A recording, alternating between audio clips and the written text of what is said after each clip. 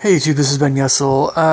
So this is going to be kind of part two of what I was talking about just a little bit earlier, a bit more about myself and kind of how I'm spending time right now, and some thoughts about social media as I've observed them and things. So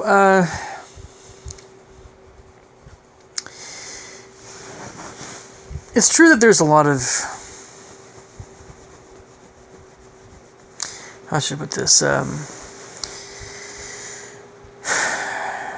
lot of things that I need to be about doing that I maybe have put off doing that are just hard.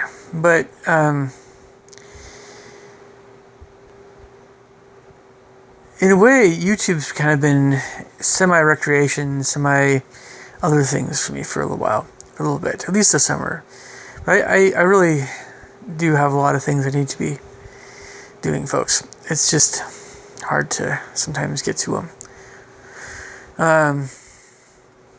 But I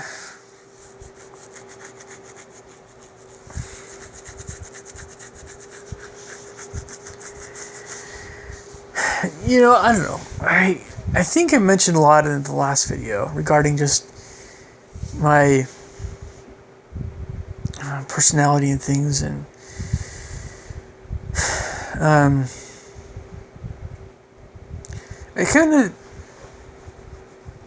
of see what I would like to see in the future regarding YouTube and other websites is just more sophistication, but more narrowing down of different, I guess you could say, online communities, and just in reaching people better that you could either sell stuff to, or you could communicate with, or whatever. We just need to do that a bit more, but it might take a bit to get there still. And a lot of website design is a little bit clunky still in that regard.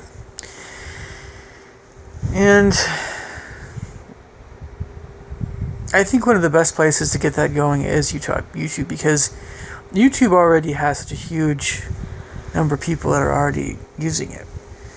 I think that we, like on Google Plus, for instance, they had this idea of making it a lot more, I don't know. To me, it just was weird. I was like, how do you use this thing? So I never really did much with Google Plus.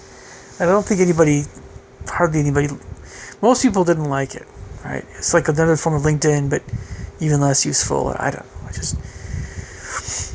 LinkedIn's very white collar, which is, it's fine. I mean, I'll probably use LinkedIn more in the future. I don't know. It's anyone's guess. But yeah, I mean, that just, why would you have a website that, on purpose they made it hard to use? I don't know. It's just,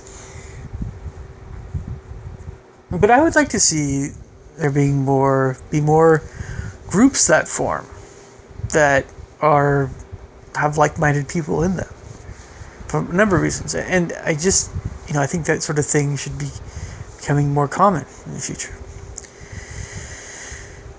So, anyway. But I mentioned some things before, recently, about, what sorts of things maybe I'm watching a bit more, but there really are a lot of things to watch on YouTube. But then also I should mention that YouTube may have some limitations. If most of the movies on YouTube that used to be for free you could watch are no longer free, that you have to pay for, but they have a lot of movies that you could watch already on YouTube. YouTube's got a huge audience that way, but people are not going to want to spend any money on a video that used to be free, or I don't know. I mean, it's a question of how much you charge, I think, for certain movies. And it's always better for some movies to own them, I suppose, if you like it enough. But once you buy a movie, it's just a question of how much you're going to want to see it over and over and over and over and over again. So it's a double-edged sword that way, you know. I don't know. I mean, yeah. So I'm still thinking, of course, part of my train of thought here is I'm still thinking about, you know, do I want to get some kind of something? I don't want to go back to Netflix. They don't have the content I think that warrants spending very much money on it. Either DVD by mail or streaming. They both kind of stink. They don't have, I mean, DVD by mail is the better choice of the two, just based on how much they have, but they just don't have a lot of stuff that I would like to watch. What I think a lot of people are looking for, is a streaming website that has a gigantic library. So we're talking like potentially every movie that has ever been made that is worth watching for a reasonable amount of money.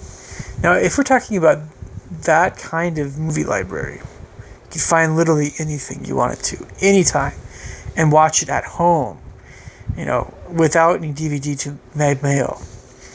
A service like that, I would pay $25 a month or even $30 a month for. It might seem like a bit, or even more, heck, but it's just, consider how much people are paying for cable. We're talking $100 a month or more in some cases, you know. For what do they get for that? A whole bunch of channels, most of which they'll never watch. And that's not, I don't know if they want to add on premium channels like HBO and Showtime, and so I'm talking about getting something that will be like less than half or half of that cost and you'll be watching that, you'll be using that service solely, and if you just want to see movies, that's the kind of thing that, I mean, personally I would go for, is that kind of service where you have every movie that's worth watching ever made. Ever. Especially for me, I would want to see anything after 1960, maybe. No offense to the old stuff, I'd still have some of that stuff in the library, but, you know, I mean, this website would have anything that's worth watching in color, you know. Yeah, I mean, how much they could possibly charge for that? If you have these El Cheapo sites charging $10, $12 for mediocre to very poor, you know, libraries of movies. If HBO Go with Amazon Prime, but I don't want, that just seems gimmicky, right? You have to have Amazon Prime as well. I just want movies, and I just want to pay, you know, less than like half of the cost of regular cable. And regular cable will have a lot of movies to begin with, but it just depends on what they have on. And the advantage of streaming with this amount of movies, you can watch whatever you want to watch as far as movies go. Whenever you want to watch, whatever you want to watch of movies. But just have movies. I mean, just forget the cartoons, forget the TV things. It'd be great if, you know, you could have some kind of deal where you could watch Karate Kid from YouTube Premium, or you could watch Stranger Things from Netflix, you know. But even if you didn't have those shows, you'd still have your movie library, which I would definitely go for. And it always helps to know people that have those services, either the YouTube one or the Netflix one.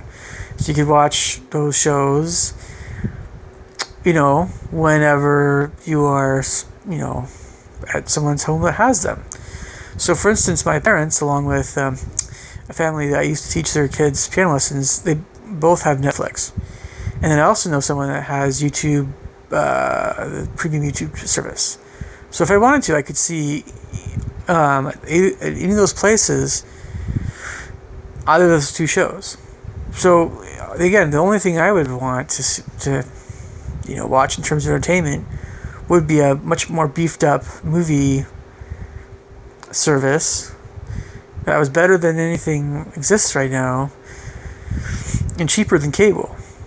That's what I would want. So if you guys have any solutions, by the way, regarding something that is more something like that, please let me know. Please. Maybe one of these days I'll get a comment. I'm always happy to get comments.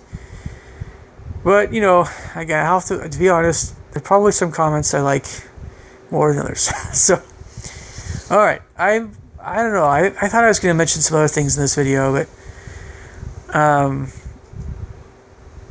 I don't know. We can call it good as it is. I might have some other things to mention here a little bit later. Alright, I'll catch you guys later. Take care. Bye.